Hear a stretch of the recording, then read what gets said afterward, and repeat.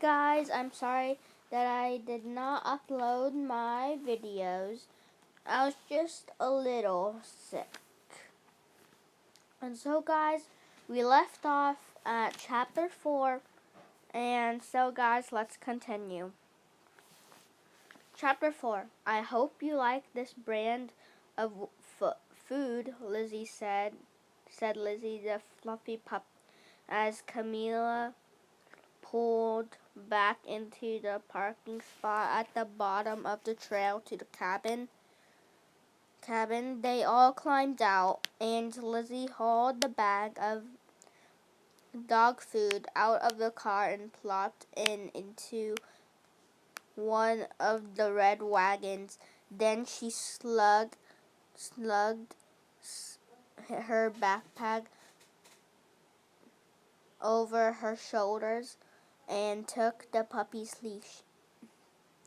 Back from Camilla, who had been holding the puppy, had been sitting calmly next to Camilla, watching as Maria and Lizzie loaded up the final items they wanted for the night. Now, as soon as Lizzie was at the other end of the leash again, he zoomed off up the hill, hauling her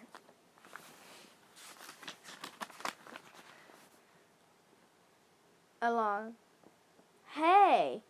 she yelled as the wagon she was pulling with her other hand bounced over roots and rocks. "Take it easy, wild thing." Behind her, she heard Maria and Camilla giggling. "Ha ha," said Lizzie. She knew it probably looked kind of funny, especially to her best friend. Maria knew that Lizzie prided herself on her dog handling and dog training skills. "Everyone can be trained," she called over her shoulder. "It's just a matter of finding the right way for each dog." Whoops! Just before they crossed the rocky stream, the wagon bounced hard and the bag of dog food, tumbled out. Lizzie hauled on the leash with all her strength. "Whoa!" she cried. The puppy barely slowed down, but he looked back at his pink tongue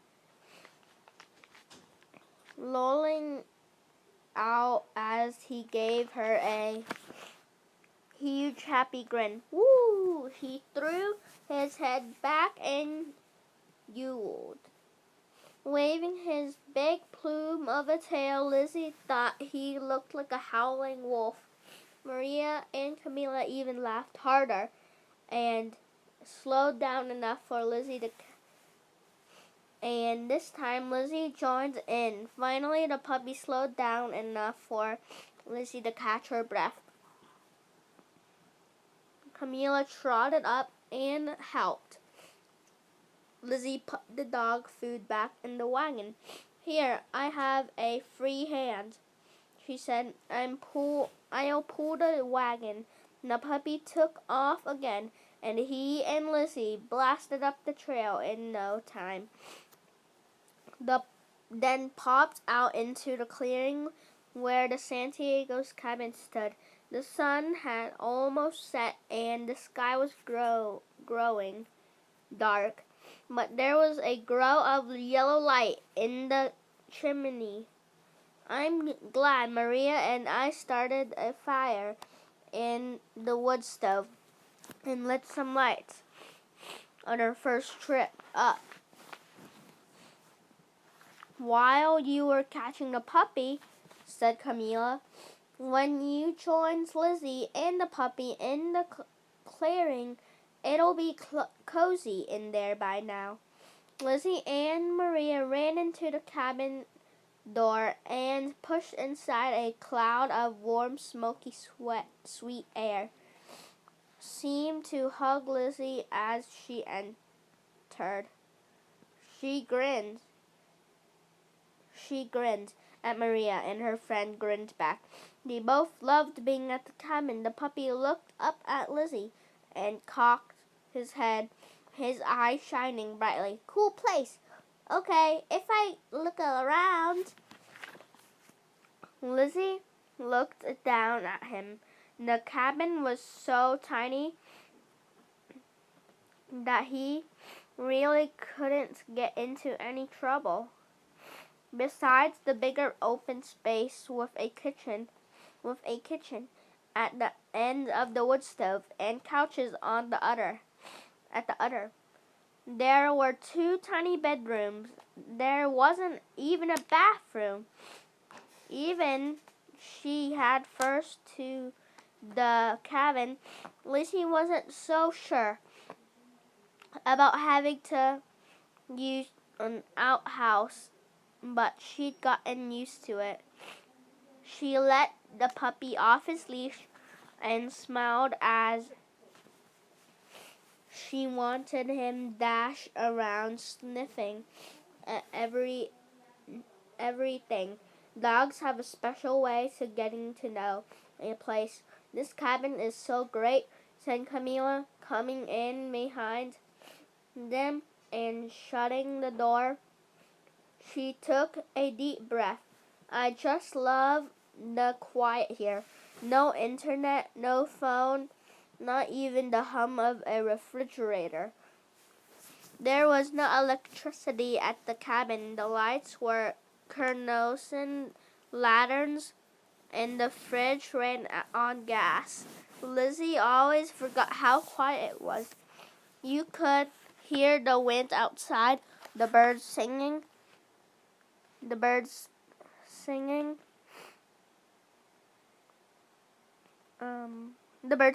in the morning and coyotes howling at night.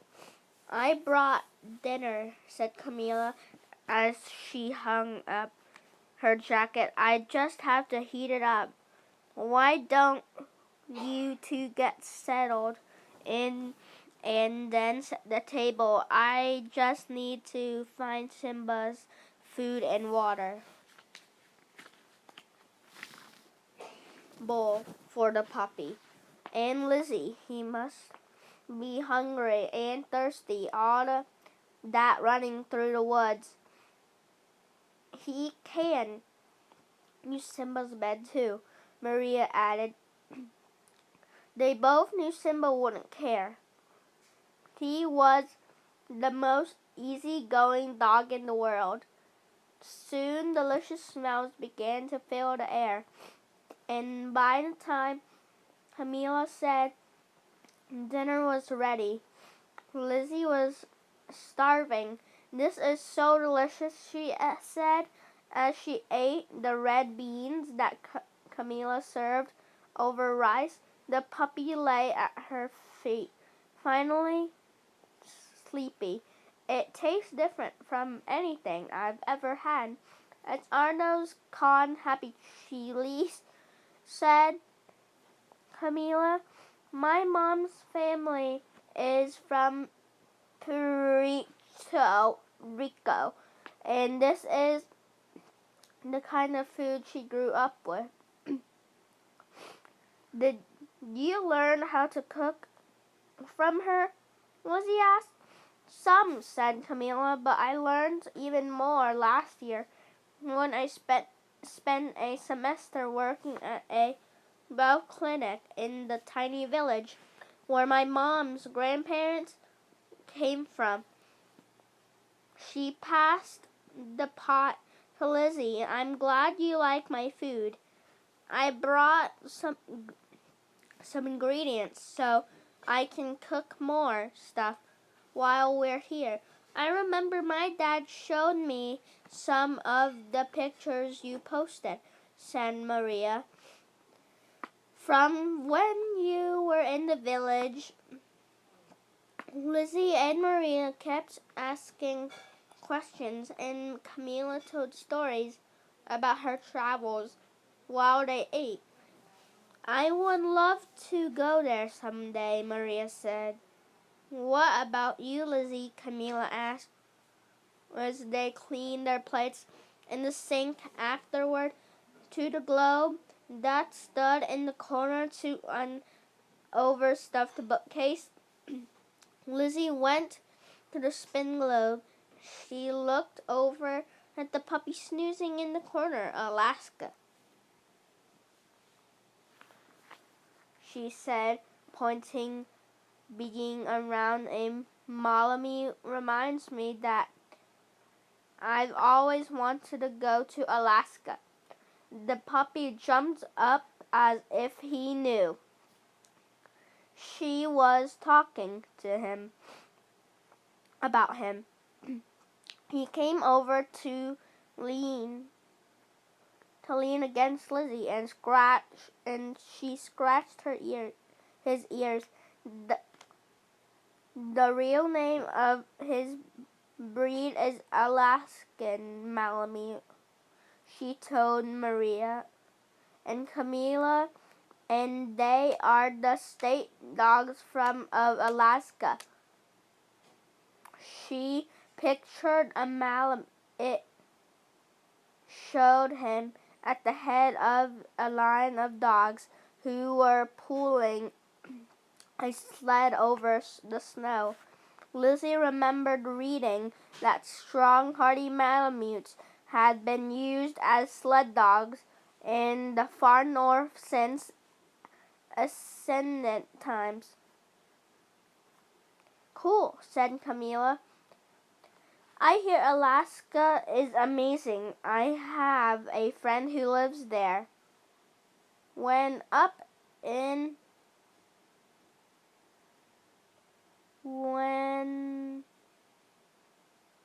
there aren't even any roads where she is, at least in the winter. You have to get there by boat or airplane or snowmobile or dog sled. Maybe the puppy should have an Alaskan name, said Maria. I mean, if we get him a name. Lizzie peered close at the globe. Arnokchi? No, that's about Sitka. Or this is it, Kodiak. She pointed to a spot on the map, an island in the Gulf of Alaska. We can call him Kodiak. Perfect, said Camilla. She grinned. There's something special about names that start with K, if I do say myself. Chapter 5.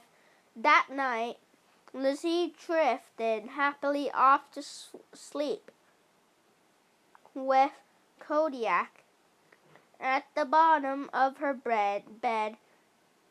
He had curled himself into a tight, furry little ball between Lizzie's feet and the corner where the wall met. How can such a big puppy make himself so small? She wondered drowsily as she reached down to pet his soft little ears. He was such a sweet boy. Lizzie couldn't wait to see Kodiak and Buddy playing together. She knew they would love each other right away. They both had the same happy, fun, loving personalities and pictured them wrestling playfully in the backyard. Maybe this would be the time that her parents would agree to adopt another foster puppy, and Kodiak would become not only Buddy's BFF, but part of the Petersons' family. The sun was just beginning to rise when she opened her eyes. In the morning, shafts at the light streamed through the window. When she stretched and yawned,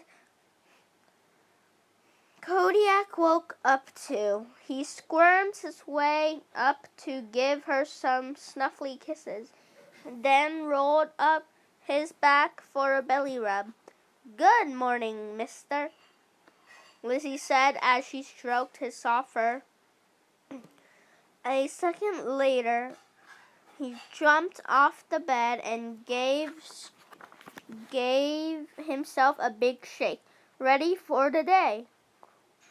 Lizzie stretched and yawned one more time, then climbed out of bed herself, moving quietly so she wouldn't wake Maria, who was still asleep in the other bed. She dressed quickly. "Come on, Kodiak," she whispered. "Let's go take a little walk." There was a light on in the main part of the cabin, and Lizzie saw Camilla sitting on the couch, writing in a notebook. Lizzie didn't say anything. Somehow she could tell that Camilla was enjoying her peaceful morning moment. She just smiled and snapped Kodiak's leash and stepped outside. On the grass. "Brr," said Lizzie. She smiled at the fluffy puppy. "This is your kind of weather, I bet." She knew that his thick coat would keep him warm no matter how cold it got. There they walked around a bit while Kodiak did his business, and Lizzie used the outhouse. When they went back inside, the cabin was warm and cozy. "There's a pot of mint tea on the counter," said Camilla. "Help yourself." Lizzie made sure Kodiak's dish was full. She gave him some food, then poured herself a mug of tea. "Come sit with me," said Camilla, patting on the couch. "I wanted to show you something." Lizzie brought her mug over and settled herself next to Camilla. Kodiak followed her to the couch and curled up on the rug by Camilla's feet. "This is my gratitude journal," said Camilla, showing Lizzie the book she'd been writing in how to stop complaining about things. "I didn't hear you complaining at all yesterday, but I thought maybe you'd be interested anyway. This is the way that has worked best for me." She opened the book to show Lizzie a few pages. There were short lists on every page, decorated with colorful swirls and flowers and stars. "Here's yesterday's, and Camilla's great for a beautiful, cozy cabin, grateful for good company." She grinned at Lizzie. "Thank you." Lizzie smiled. "Cool, but how does it help?" she asked. "It just seems like when I pay attention to the good things in my life, the harder things fade away in importance," said Camilla. I know this word.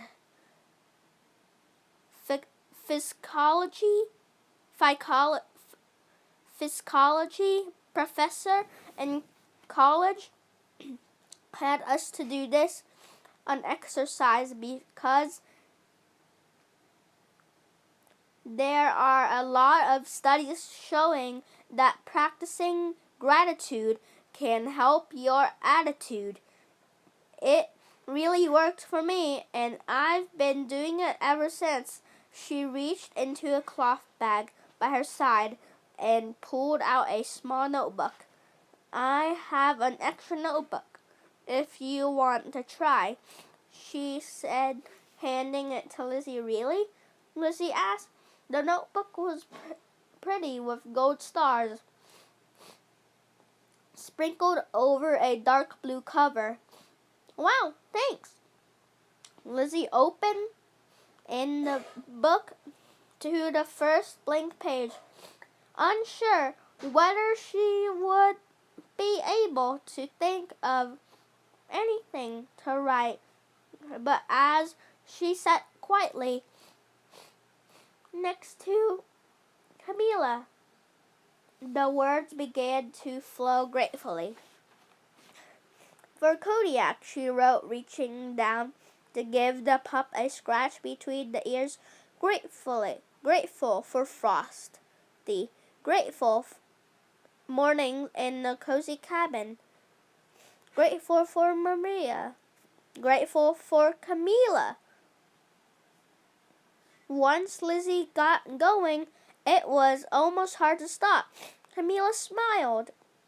When she saw Lizzie writing, she pointed to an open box of colorful markers. Help yourself, she said. I love to make every page pretty. At the time, Maria came out of the bedroom, rubbing her eyes. Lizzie had framed her page out. When she saw her friend, Maria peered at her. What are you so happy about? She said. Lizzie looked at Camilla, and laughed. I don't know, she said. I just feel happy. Maybe this gratitude journal thing really worked. Camilla jumped up. I'm going for a quick run, she said as she pulled on a pair of running shoes. Promise me you two won't get into any trouble, okay? I'm responsible for you. We wouldn't even leave the yard, Lizzie said, crossing her heart. After they each had a bowl of granola, Lizzie and Maria took Kodiak outside for a walk around the open grassy area surrounding the cabin. See, Kodiak, this is the place where we make fairy houses every time we come here, said Lizzie, showing the puppy the spreading roots of an old maple tree. He snuffled happily, wagging his tail. I like it here. What else do you want me to show you? Want to show me? Let's collect some bark and moss, suggested Maria. If we can't leave the yard, at least we can get started on a fairy house. The girls walked around the yard, picking up bits of interesting building materials. Look at that, Lizzie said, pointing to a twig on the ground with a perfect little bird's nest attached it. Because have blown out a bird's nest attached, it must have blown out of a tree. Kodiak, who was sticking right at her heels, gave it a sniff. She let it go off of his leash for a moment as she carefully picked the nest up in both hands and brought it over to the spot of the maple tree. She laid it down gently. Maria knelt down to look at it. It's so beautiful, she said. Look at the way the sticks are woven together.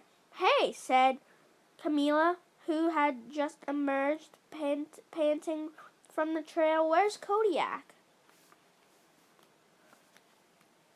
Chapter 6, guys. So we're done with this video, and I hope you liked it. And so, guys, when I'm finished with this book, I'm going to read my 2 library books, Princess and Cooper. Cooper's one of my favorites because He's a corgi, and I love corgis, and one of my stuffed animals are corgis. And I hope you like it. So now, bye guys!